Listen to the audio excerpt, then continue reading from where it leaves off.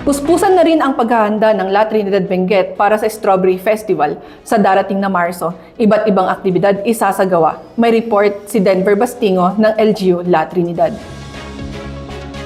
Nagpapatuloy ang isinasagawang pagpupulong ng iba't ibang komite sa pamahalaang lokal ng La Trinidad bilang paghahanda sa nalalapit na pagdiriwang ng Strawberry Festival ngayong taon. Ayon kay Municipal Tourism Officer Valerie Olsim, magsisimula sa Marso 4 taong kasalukuyan ang nasabing selebrasyon kung saan nakasintro ito sa promosyon ng turismo at community participation. Okay naman po yung preparation natin ng La Trinidad Strawberry Festival. Medyo late lang tayo mag-start.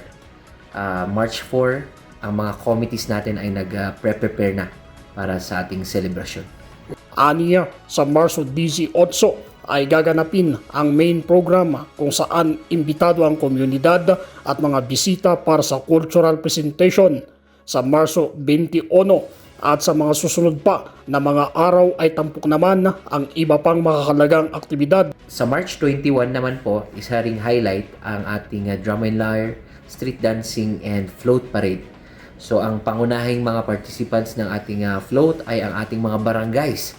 So mga barangay natin ang number one supporters and participants ng ating kasiyahan na ito. And then ang pinakaabangan natin ang March 29, ang La Trinidad Strawberry Cake Fest, or ang mag-feature tayo ng Strawberry Giant Cake. Aabot naman sa 6 million pesos ang inilaang pundo para sa Strawberry Festival 2026. Ang budget natin ay 6 million for the whole festival. Ito ay provided entirely ng ating nanalong bid sa commercial trade fair. So doon po tayo kumukuha ng pang prices, pang pagkain, yung setup, at saka kung ano-ano pa.